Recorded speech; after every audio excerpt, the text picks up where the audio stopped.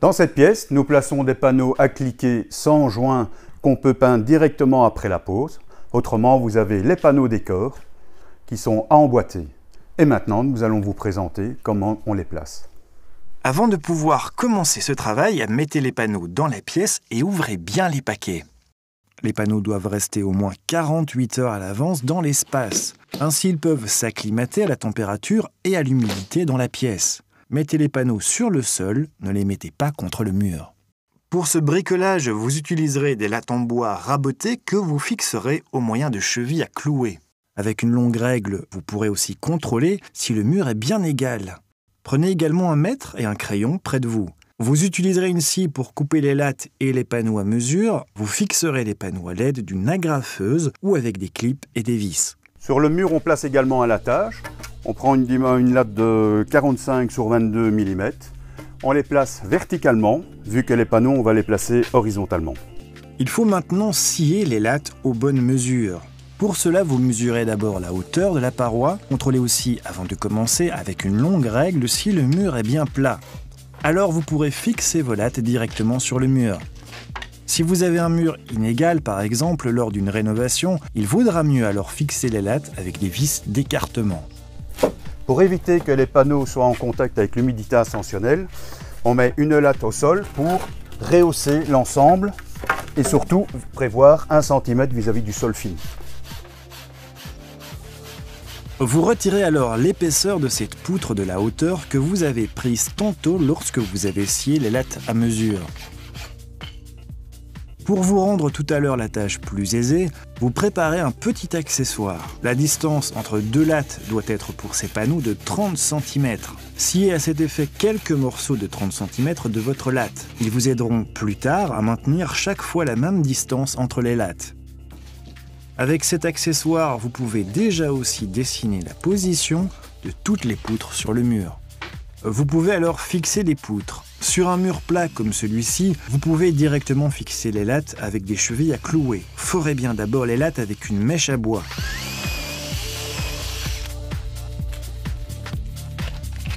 Avec un forêt à pierre, vous reportez alors la marque de votre latte sur le mur.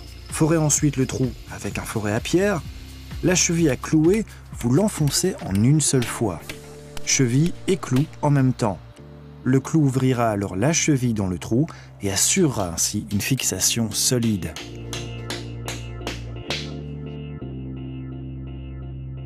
Il y a de nombreuses lattes à fixer. Pour travailler plus rapidement, vous pouvez scier un certain nombre de lattes ensemble. Ainsi, le travail avancera plus vite et au lieu de devoir constamment mesurer, vous pouvez aussi prendre une latte déjà coupée comme mesure et indiquer ainsi où il faut scier.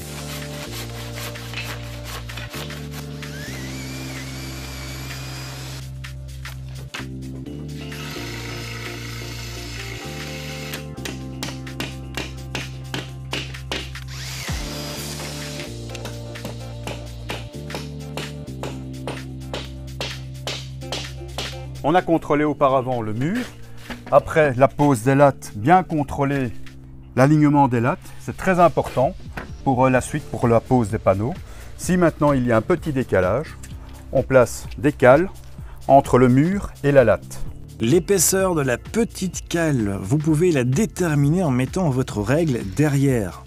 Dévissez la cheville à clouer et mettez le petit bloc derrière la latte. Ensuite, vous clouez à nouveau le clou à sa place. Il ne faut pas le revisser. La tête de la vis ne sert qu'à enlever le clou. Le mur contrastant dans cet espace est recouvert avec un panneau doté d'une couche de finition en mélamine lavable. Ces panneaux sont dotés d'un système de rainure et de languettes. Maintenant, nous allons placer les panneaux. Mais avant de commencer à les placer, nous allons prendre d'abord la dimension de la hauteur du mur, moins 1 cm pour la dilatation.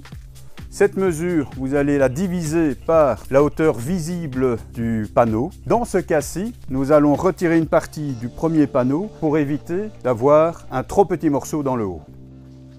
Le mieux est que votre rangée soit plus large qu'un demi-panneau.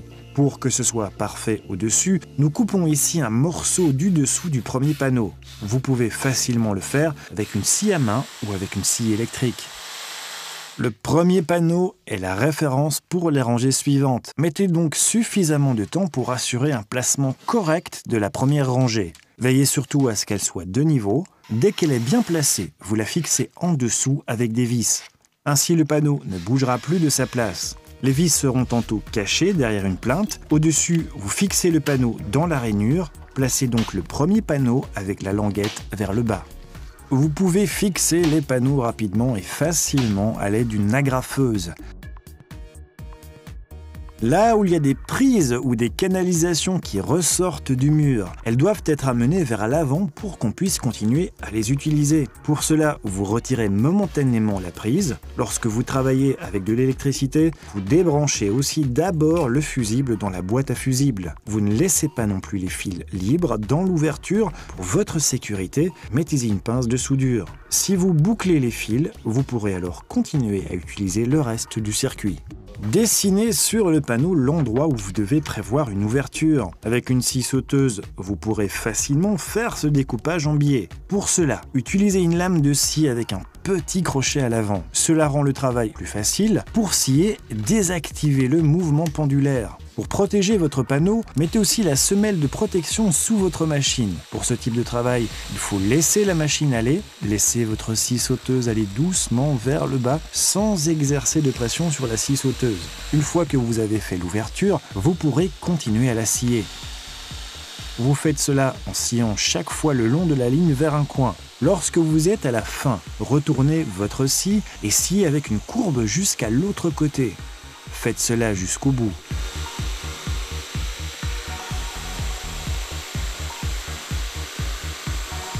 Et enfin, vous devrez encore couper les morceaux restants le long de la ligne. Ainsi, vous obtiendrez une belle ouverture carrée. Mettez le panneau à sa place et fixez à nouveau la prise. Dès que votre travail est terminé, vous pouvez rebrancher l'électricité. Lorsque vous avez placé quelques rangées, vous pouvez retirer les petites lattes de dessous de la rangée du bas. Les vis maintiennent maintenant les panneaux en haut. Vérifiez pendant le travail que vous travaillez toujours bien droit. Pour cela, vous ne devez pas toujours prendre le niveau. Vous pouvez aussi le voir sur les côtés. S'ils s'encastrent bien, c'est que vos panneaux sont bien droits. Maintenant, je vais prendre la chute du panneau pour le placer en début de ligne. En fait, comme un plancher. Nous arrivons maintenant à l'angle du toit, le toit à 45 degrés. Donc, il y a une petite astuce. Sur votre scie, vous avez la partie à 45 degrés. Vous la présentez sur votre lambris et vous tracez. Avec cette même scie, vous pouvez aussi scier le panneau sous le coin. Voilà, nous avons placé les panneaux avec des agrafes. Si vous n'avez pas d'agrafeuse, vous pouvez également employer des clips que vous placez avec des vis. L'emballage contient aussi les bonnes vis. Les clips, vous les posez au-dessus sur le rebord. Vous les placez en partie à l'arrière du panneau. Évidemment, vous placez toujours les clips sur les lattes. Vissez ensuite les clips avec les vis adéquates. Il est conseillé d'utiliser les clips pour de grandes surfaces. En utilisant les clips, les panneaux ont plus de latitude pour se dilater un peu, par exemple dans des conditions changeantes du taux d'humidité dans la pièce. Le travail avance bien, surtout si vous travaillez à deux.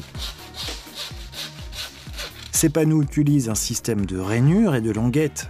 Vous glissez toujours la languette dans la rainure et fixez le panneau sur le rebord.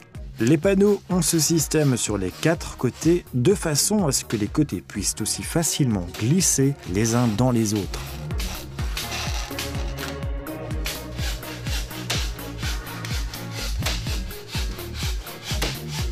Il faut encore scier le dernier panneau dans la longueur.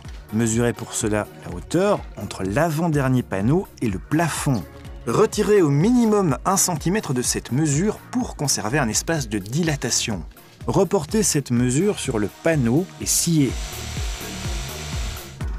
Vous fixez le panneau supérieur aussi au-dessus. Vous le faites tout comme en dessous avec une petite vis. Elle sera tantôt aussi cachée par un encadrement.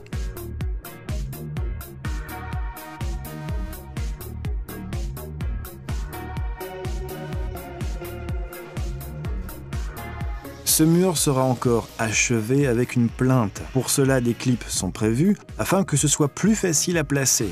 Les clips adéquats sont simplement vissés dans les panneaux et c'est sur eux que vous allez clipser la plinthe. Il vaut mieux choisir la plinthe dans la même couleur que les panneaux, ainsi le mur aura une finition uniforme. Si vous avez raté l'émission, vous pouvez toujours la revoir sur dobit.be et moi je vous retrouve la prochaine fois. Le mur contrastant est placé, mais il faut encore terminer le reste du grenier. Nous allons faire cela dans la partie suivante avec des panneaux sans couture. Ceux-ci sont dotés d'un système à cliquer très robuste afin qu'ils restent solidement en place. Les espaces de dilatation sont recouverts d'encadrement ou de plinthe. Après placement, il faudra encore juste un peu poncer les coutures. Ensuite, une petite couche de peinture et votre grenier terminé.